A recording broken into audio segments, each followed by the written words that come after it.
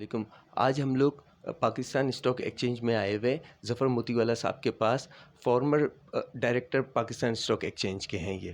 जी, कैसे हैं आप? ठीक हैं? जी, शुक्र अल्हम्दुलिल्लाह सर। सर आज का हमारा सवाल है आपसे कि पाकिस्तान स्टॉक एक्सचेंज को जो 1.5 साल में नुकसान हुआ है, जो इतनी तेज़ी से मंदी आई है पाकिस्तान स्टॉक एक्सचेंज में, ये क्यों आई है और क्या इसकी मेन वजूहात हैं? देखिए, मेन वजूहत ये हैं कि हम लोग 1.5 साल से एक सियासी बहरान में हैं और वो सियासी बहरान जो है एंड में आकर माशी बहरान बन गया है।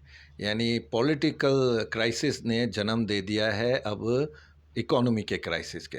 तो ज़ाहिर है बेंचमार्क है कैपिटल मार्केट किसी कंट्री की भी इकोनॉमी पर। तो वो जब इकोनॉमी ख़राब होने लगती है तो वो इंडिकेशन उसमें मार्केट में आ जाती है। 1.5 साल में जो ये इस्लामाबाद में एक दूसरे पर ब्लेम गेमें हुई हैं, डिसीशन सही नहीं लिए गए, कोई लगता नहीं था कि कोई हुकूमत में है, जहाँ जाना चाहिए आईएमएफ के पास वहाँ नहीं जाना, और जहाँ आपको पता है कि ख़जाना खाली है तो उसमें मराद देना, ये इकोनॉमिक जो डिसीशन थे इन्होंने कैपिटल मार्केट को डैमेज बहुत बड़ा किया है। सर दूसरा सवाल हमारा ये है कि इस पाकिस्तान स्टॉक एक्सचेंज को नुकसान पहुँचाने में 1.5 साल में किन लोगों का हाथ है? लेकिन मैं यही कह रहा हूँ ना कि पॉलिटिकल क्राइसिस जो है सबसे बड़ा होता है स्टेबिलिटी। स्टेबिलिटी गवर्नमेंट की होती है तो फिर कैपिटल मार्केट फ्लरिश करती है। स्टेबिलिटी जब ख़राब होती है तो फिर वो अनसर आ जाते हैं, जैसे फंड मैनेजर्स होते हैं जो मार्केट में इन्वॉल्व नहीं रहते, इन्वेस्टर चले जाते हैं, ब्रोकरेज हाउस बंद हो जाते हैं, लोगों का यहाँ पर आना जाना कम हो जाता है।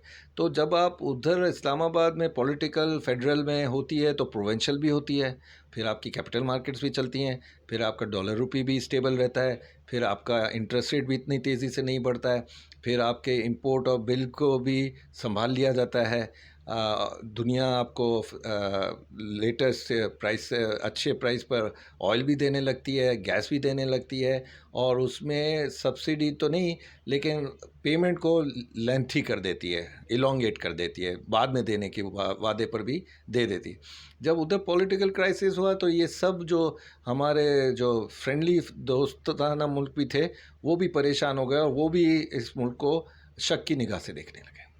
सर एक आखिरी सवाल है आपसे, ये जो कुछ ब्रोकर हज़रात हैं, ये जो है कमीशन रिटर्न कर देते हैं कुछ ख़ास क्लाइंट को और इंट्राडे में कोई बड़ी ट्रेडिंग करवा देते हैं या मंथ में कोई बड़ी ट्रेडिंग करवा देते हैं और मतलब यानी कि 3-4 पैसे के ऊपर उनको गोला बनवा देते हैं, मतलब एक अच्छी उनको प्रॉफ़िट रेशियो उनका मंथ का निकल आता है।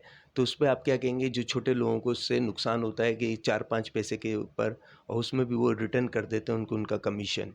देखिए, ये इलीगल है और ये जो है डैमेज करता है इमेज को पाकिस्तान स्टॉक एक्सचेंज के, कि यहाँ कमीशन का रद्दोबदल हो रहा है। और ये कुछ ब्रोकरेज हाउस तो लोगों को पता भी है कि वो कर रहे हैं, और उससे जो स्मॉल इन्वेस्टर है उनको ये डैमेज होता है कि उनको स्मॉल इन्वेस्टर्स को तो पूरी कमीशन भरनी पड़ती है, लेकिन जो बड़ा काम करना या बड़ा रिस्क लेने वाला है उसको कमीशन कम देनी पड़ती है, और वो रिस्क भी कैपिटल मार्केट पर आ सकता है। जैसे 2008 में आया था, और 2008 में भी यही हुआ था कि भाई ये कैपिटल मार्केट का एक बलून अप बन गई थी पोजीशन, और कुछ लोगों ने ही वो जो बदले के अमाउंट थी वो यूज़ कर रहे थे, और आम लोगों को बदले के फ़वाइद नहीं मिल रहे थे। जब ये 55 बिलियन का उस टाइम बना था बलून, तो जब देखा गया उसको, तो उसको यूज़ करने वाले 100 ही लोग थे। जिसके बाद मार्केटों में एक क्रैश की सूरत आई, बदले का कॉन्सेप्ट ख़त्म हुआ, सीएफएस कंटिन्यूस फंडिंग सिस्टम आया, वो कॉन्सेप्ट ख़त्म हुआ। तो ये जो बदले की एक नौयत की एक चीज़ थी, लेकिन ये सब ख़त्म हो गया और उसका मेन डैमेज जो है वो आज तक हम भुगत रहे हैं। बहुत बहुत शुक्रिया सर।